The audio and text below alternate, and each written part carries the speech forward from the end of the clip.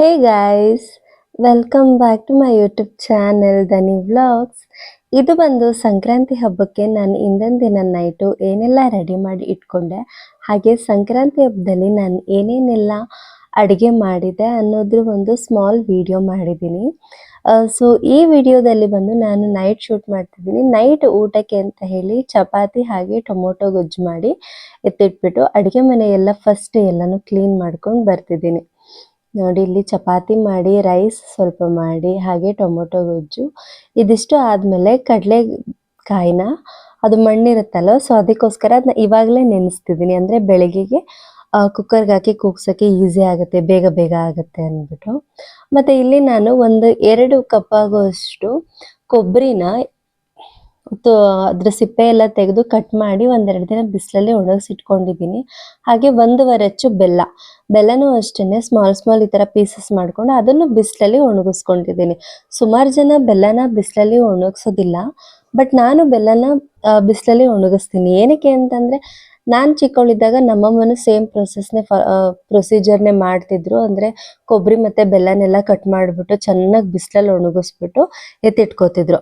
So ಇದರಿಂದ ಏನಾಗುತ್ತೆ ಅಂತಂದರೆ, ಬೆಲ್ಲ ನಿಮಗೆ ಹಾಗೆ ಇಟ್ಟರೆ ಒಂಥರ ಸ್ಮೆಲ್ ಬಂದಂಗೆ ಆಗುತ್ತೆ. ಸೊ ಆ ಸ್ಮೆಲ್ಲು ನಿಮಗೆ ಎಳ್ಬೀರು ತಿನ್ನಬೇಕಾದ್ರೆ ಆ ಥರ ಸ್ಮೆಲ್ ಬರಲ್ಲ ಅಂತ ಹೇಳ್ಬಿಟ್ಟು ನಾನು ಅಷ್ಟೇ ಒಂದು 2 ಡೇಸು ಬೆಲ್ಲ ಮತ್ತು ಕೊಬ್ಬರಿನ ಚೆನ್ನಾಗಿ ಬಿಸಿಲಲ್ಲಿ ಒಣಗಿಸಿ ಎತ್ತಿಟ್ಕೊಂಡಿದ್ದೀನಿ.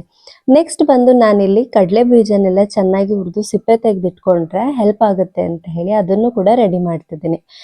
ಹಾಗೆ ಇನ್ನೊಂದು ಪ್ಯಾನಲ್ಲಿ ಖರ್ಜೂರದ ಒಬ್ಬಟ್ಟು ಮಾಡೋಣ ಮಾರ್ನಿಂಗ್ ಅಂದ್ಬಿಟ್ಟು ಇವಾಗಲೇ ಹೂರ್ಣ ರೆಡಿ ಮಾಡ್ಕೊಳ್ಳೋಣ ಅಂತ ಮಾಡಿದೆ. ಬಟ್ ಆದರೆ ಈ ರೆಸಿಪಿ ಒಂದು ಖರ್ಜೂರದ ಒಬ್ಬಟ್ಟಾಗಲಿಲ್ಲ, ಬೇರೆನೇ ಆಯಿತು. ವಿಡಿಯೋ ನೋಡಿ ನಿಮಗೆ ಗೊತ್ತಾಗುತ್ತೆ.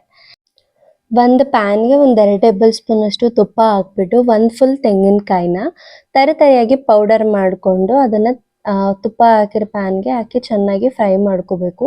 ನಿಮ್ಗದು ತೆಂಗಿನಕಾಯಿ ನೋಡ್ತಿರ್ಬೋದು, ಸ್ವಲ್ಪ ಲೈಟ್ ಗೋಲ್ಡನ್ ಬ್ರೌನಿಷ್ ಕಲರ್ ಬರಬೇಕು, ಅಲ್ಲಿ ತನಕನೂ ನೀವು ಫ್ರೈ ಮಾಡ್ಕೋಬೇಕು. ಆಗ ನಿಮಗೆ ತೆಂಗಿನಕಾಯಿ ಫ್ಲೇವರ್ ಗಮ್ ಅಂತ ಇರುತ್ತೆ, ತುಂಬ ಟೇಸ್ಟ್ ಚೆನ್ನಾಗಿರುತ್ತೆ. ಮತ್ತು 1 ಕಪ್ ಅಷ್ಟು ಖರ್ಜೂರಕ್ಕೆ ಒಂದೆರಡು ಏಲಕ್ಕಿನ ಹಾಕಿ ಮಿಕ್ಸಿಲಿ 1-2 ಸುತ್ತು ಡ್ರಿನ್ ಮಾಡಿಸ್ಕೋಬೇಕು. ಅದು ಮಾಡಿಸ್ಕೊಂಡಾದ್ಮೇಲೆ ಅದನ್ನು ಕೂಡ ತೆಂಗಿನಕಾಯಿ ಹುರಿದಿರ್ತೀರಲ್ಲ ಅದಕ್ಕೆ ಹಾಕಿ ಚೆನ್ನಾಗಿ ಮಿಕ್ಸ್ ಮಾಡ್ಕೋಬೇಕು. ಮತ್ತು ನಾನಿಲ್ಲಿ ಏನು ಮಾಡಿದ್ದೀನಿ ಅಂದರೆ, ಅದಕ್ಕೆ ಸ್ವಲ್ಪ ಬೆಲ್ಲ ಹಾಕಿದ್ದೀನಿ. ಅಂದರೆ ಡೇಟ್ಸ್ದೇನೆ ನಿಮಗೆ ಸ್ವೀಟ್ ಸಾಲಲ್ಲ ಅಂತಂದರೆ ಸ್ವಲ್ಪ ಬೆಲ್ಲ ಯೂಸ್ ಮಾಡ್ಕೋಬೋದು. ಬೆಲ್ಲ ಹಾಕಾದ್ಮೇಲೆ ಅದನ್ನು ಫ್ರೈ ಮಾಡಿಕೊಂಡು ನಾನಿಲ್ಲಿ ನೆಕ್ಸ್ಟ್ ಇದಕ್ಕೇನೆ 1/4 ಬಟ್ಲಷ್ಟು ಕಡಲೆ ಬೀಜನ ಹುರಿದ್ಬಿಟ್ಟು ಪುಡಿ ಮಾಡಿ ಹಾಕೊಂಡಿದ್ದೀನಿ. ಮತ್ತು ಅದ್ರ ಜೊತೆ ಇನ್ನೊಂದು ಸ್ವಲ್ಪ 4-5 ಟೇಬಲ್ ಸ್ಪೂನಷ್ಟು ಬಿಳಿ ಎಳ್ಳನ್ನು ಕೂಡ ಹುರಿದು ಪುಡಿ ಮಾಡಿ ಹಾಕೊಂಡಿದ್ದೀನಿ. ಪುಡಿ ಎಲ್ಲ ಮಾಡಿ ಅದನ್ನು ಚೆನ್ನಾಗಿ ಮಿಕ್ಸ್ ಮಾಡಿಕೊಂಡ್ರೆ ಈ ಥರ ಗಟ್ಟಿ ಹೂರ್ಣ ರೆಡಿ ಆಗುತ್ತೆ. ನಾನೇನು ಅನ್ಕೊಂಡಿದ್ದೆ ಅಂದರೆ, ಮಾರ್ನಿಂಗ್ ಸ್ವಲ್ಪ ಸಾಫ್ಟಾಗಿರುತ್ತೆ, ಒಬ್ಬಿಟ್ಟು ಮಾಡ್ಬೋದು ಅಂತ ಅಂದ್ಕೊಂಡೆ. ಬಟ್ ಇದೇನಾಯಿತು ಅಂತಂದರೆ, ನಾನೆಲ್ಲ ಸೆಟ್ ಮಾಡಿ ಇಟ್ಟಿದ್ದೆ ಅಲ್ವಾ, ಮಾರ್ನಿಂಗ್ ಎದ್ದು ನೋಡ್ತೀನಿ ಅದು ಫುಲ್ಲು ಮಿಠಾಯಿ ಥರ ಆಗಿಬಿಟ್ಟಿತ್ತು. ಆ್ಯಕ್ಚುಲಿ ಆಮೇಲೆ ಓಕೆ ಸರಿ ಅದನ್ನೇ ಪೀಸ್ ಮಾಡಿ ನೋಡಿದೆ, ಬಟ್ ಟೇಸ್ಟು ತುಂಬ ಚೆನ್ನಾಗಿತ್ತು, ನನಗೂ ಇಷ್ಟ ಆಯಿತು. ಹಾಗೆ ನನ್ನ ಕೊಲೀಗ್ಸ್ಗೆಲ್ಲ ಕೊಟ್ಟೆ, ಅವರು ಅಷ್ಟೇ ಚೆನ್ನಾಗಿತ್ತು ಅಂತ ಹೇಳಿದ್ರು. ನಾನು ಅವ್ರಿಗೆ ಹೇಳ್ದೆ, ಇದು ಏನೋ ಮಾಡೋಕ್ಕೋಗಿ ಏನೋ ಆಗಿದ್ದು ರೆಸಿಪಿ, ಬಟ್ ಆದ್ರೂ ಟೇಸ್ಟ್ ಚೆನ್ನಾಗಾಗಿತ್ತು. ನೆಕ್ಸ್ಟ್ ಇದು ಬಂದು ಸಂಕ್ರಾಂತಿ ಹಬ್ಬದ ದಿನದಲ್ಲಿ ನಾನೇನು ಮಾಡಿದೆ, ಆಲ್ರೆಡಿ ಅಡುಗೆ ಎಲ್ಲ ಮಾಡಿಟ್ಬಿಟ್ಟೆ. ಯಾಕಂತಂದರೆ ನಾನು ವಿಡಿಯೋ ಶೂಟ್ ಮಾಡ್ಕೊಳಕ್ಕೆ ಆಗಲಿಲ್ಲ ಅನ್ನೋದಕ್ಕಿಂತ ಸ್ವಲ್ಪ ಲೇಟ್ ಆಗೋಯ್ತು. ಸೊ ಪೂಜೆ ಮಾಡಬೇಕಿತ್ತಲ್ಲ, ಸೊ ಫಾಸ್ಟಾಗಿ ಎಲ್ಲ ತುಂಬ ಮೆಸ್ಸಿ ಆಗಿಬಿಟ್ಟಿತ್ತು ಅಡುಗೆ ಮನೆ, ವಿಡಿಯೋನೂ ಶೂಟ್ ಮಾಡ್ಕೊಳಕ್ಕಾಗಲಿಲ್ಲ. ಸೊ ಇಲ್ಲೇನು ಮಾಡ್ತಿದ್ದೀನಿ ಅಂತಂದರೆ, ಕೊಬ್ಬರಿ, ಬೆಲ್ಲ, ಕಡಲೆ ಬೀಜ ಮತ್ತು ಹುರ್ಗಡ್ಲೆ ಮತ್ತು ಎಳ್ಳು ಇದೆಲ್ಲನೂ ಹಾಕಿ ಚೆನ್ನಾಗಿ ಮಿಕ್ಸ್ ಮಾಡಿ ಇದಕ್ಕೆ ಪೆಪ್ಪರ್ಮೆಂಟು ಮತ್ತು ಸುಣ್ಣದ ಕಲ್ಲು ಎಲ್ಲನೂ ಹಾಕಿ ಮಿಕ್ಸ್ ಮಾಡಿಕೊಂಡ್ರೆ ಎಳ್ಬೀರ್ ರೆಡಿ ಆಯಿತು. ನೆಕ್ಸ್ಟ್ ಬಂದು ನಾನಿಲ್ಲಿ ದೇವ್ರ ನೈವೇದ್ಯಕ್ಕೆ ಅಂತ ಹೇಳಿಬಿಟ್ಟು ಕಡಲೆ ಬೀಜ, ಅವರೆಕಾಳು, ಗೆಣಸು, ಕಬ್ಬು ಇದನ್ನೆಲ್ಲ ಹಾಕಿ ಎಲ್ಲನೂ ಕೂಡ ಒಂದು ತಟ್ಟೆಗೆ ಹಾಕಿ ರೆಡಿ ಮಾಡಿ ಇಟ್ಕೊಬಿಟ್ಟೆ.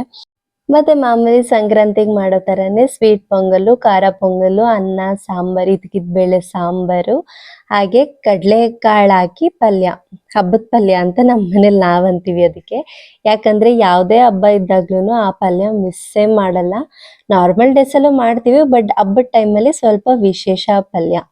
ಆ ಪಲ್ಯ ಎಲ್ಲ ಮಾಡಿ ದೇವರಿಗೆ ನೈವೇದ್ಯ ಮಾಡಿ ಪೂಜೆ ಮಾಡಿ ಸಂಜೆ ಒಂದೆರಡು ಮನೆಗೆ ಎಳ್ಬೀರ್ ಮಾಡಿ ಸೊ ಸಂಕ್ರಾಂತಿ ಹಬ್ಬ ಅಂತೂ ತುಂಬಾನೇ ಚೆನ್ನಾಗೋಯ್ತು. ಮತ್ತೆ ಬೇಗ ಎಷ್ಟು ಬೇಗ ಟೈಮ್ ಆಗೋಯ್ತು ಅಂತಾನೆ ಗೊತ್ತಿಲ್ಲ. ಬಟ್ ಅಡಿಗೆ ಎಲ್ಲಾನು ಕೂಡ ಸಖತ್ತಾಗಿತ್ತು.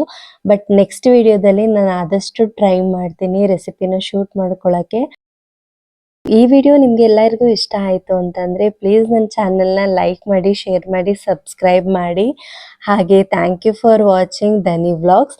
ಇದೇ ಥರ ನಿಮಗೆ ಯಾವ್ಯಾವ ವೀಡಿಯೋಸ್ ಬೇಕು, ಯಾವ ಥರ ವೀಡಿಯೋಸ್ ಬೇಕು ಅಂತ ದಯವಿಟ್ಟು ನನಗೆ ಕಮೆಂಟ್ ಬಾಕ್ಸಲ್ಲಿ ತಿಳಿಸಿ. ನಾನು ಆ ಥರ ವೀಡಿಯೋಸ್ನ ಮಾಡೋದಕ್ಕೆ ಟ್ರೈ ಮಾಡ್ತೀನಿ.